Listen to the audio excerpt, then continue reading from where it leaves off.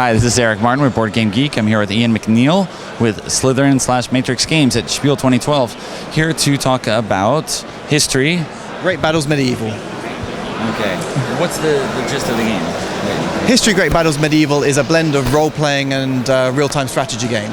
So you take a core army with you through a series of battles, you're equipping them, you're upgrading them, they're gaining experience and skills, and you fight through a series of historic battles, but also a number of what-if scenarios. So the campaign has historic scenarios which you must complete, and also a lot of optional scenarios which you can complete if you want to, or to gain extra experience or equipment to complete the historic battles. You want to show us some more detail? What's going on here? Sure. So what we're looking at here is one of the battles. Before the battle starts, you get the chance to give your troops some instructions. So I can issue some orders. This is a beta version, and it still needs a few performance tweaks. I can tell my archers to shoot these guys over here. I can set infantry to advance. So with each of these settings, you're given a particular army? In this game, I'm controlling individual squads, and I issue orders, and each squad has its own morale, its own equipment, and they have their own strengths and weaknesses. And the battles are fought out in real time, but if I want to issue any orders... Oh, I hit the button, right? Oh, we're missing the button. Your game has gone rogue. Yeah, that's what happens when you play beta code.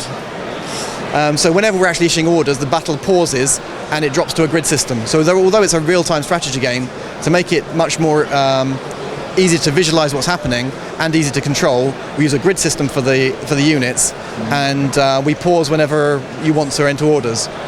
So I have my squad here. Oh. And they've just been sitting around like chumps, and you gotta do something. Well, there are aggression levels. I can tweak it so I can set the aggression level of my units higher. At the moment, they're on a neutral setting, so they will react if attacked. If I set the aggression level high, when anyone gets close to them, they will just jump in there. So you have controls on the units that you can use. The other thing that you have to take into account is that different units behave differently. So your archers will never be aggressive. They will never charge in there, and your cavalry are always aggressive. In this period of history, they had real trouble controlling the knights and getting them to do what they wanted to do, and the English actually tended to tell them to get off their horses, so they couldn't charge off. That was the only way they could deal with them. And so there's rewards for outflanking, charging someone in the back. Cavalry have trample attacks the first time they hit infantry. Weapons have different strengths and weaknesses, so spears are good against cavalry, while swords are better against infantry.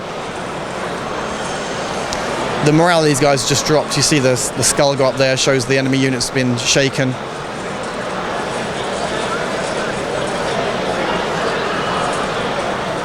There's also battle cards you can play. These battle cards are kind of, it's almost like a magic system, but in a historic setting. So they're all based on real things that could have and did happen. One of the things that battle cards you can play is rabbit holes. What happened in one battle was knights charged across the battlefield, and they hit a series of rabbit holes, and then the horses whose legs got broken hitting the holes, and it completely destroyed the charge of the cavalry. And so there are all kinds of special effects you can play on your troops. I can cast rain on the enemy if he's got lots of archers. So you're actually making it rain? Effectively, yeah. So it's kind of like a magic system. But everything's within a historic framework. I make it rain. Yes, cloud seeding technology at this time seems a little advanced. But again, you are surveying everything, and as you keep moving back and forth with your focus on what you're doing. Yeah, I'm controlling everybody in the battle here. I have direct control of all the units. I can tell them where to move, what to do, although their morale will dictate whether they obey me or not. If their morale is broken, they won't obey, and they'll run from the battlefield. So again, the objective of each individual battle is to rout the enemy army. You don't have to kill them all, you just have to rout them. And there are ways you can break the enemy morale without killing them. For example, charging them in the flank and the rear. That gives them big morale deductions and makes them much more likely to run away. We'll just jump back to the quest map now.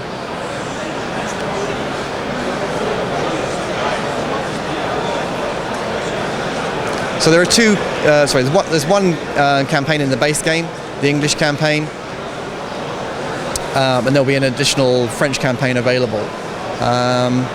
It's just taking longer.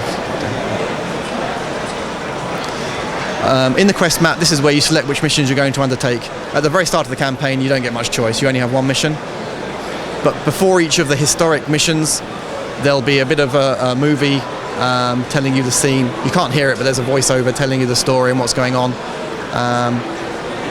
And there are, I think there's about 24 of these historic battles, plus around 50 other optional battles.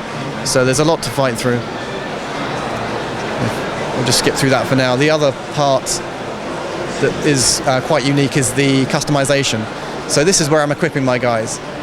So at the start of the campaign, there's not a lot of options. But later on, I'll be able to customize what kind of shields they've got, what kind of weapons they've got. I can change their uniforms. I can change their shield patterns.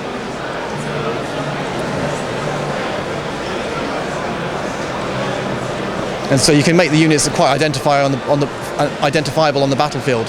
So your unit that maybe your elite lancers, you might want to colour them black with yellow shields or whatever, just so it makes it easier to identify particular units on the battlefield. And people have great fun customizing all this. There are skills that the guys can earn as they level up. You allocate them attack skills, defense skills, general skills, and there's about 60 different skills, all based on the German medieval handbooks. So they've all got interesting names, such as let me try and find some. Overhues and various different, what's this one, a foin and an overhue. And they all give different bonuses to your attack and defense. And then you customize the units to be tools for you. Everything you want to be specialized in a certain way and then use them in the best way on the battlefield. So that gives you an overview of how the Great Battles Medieval works. Thanks very much for the look.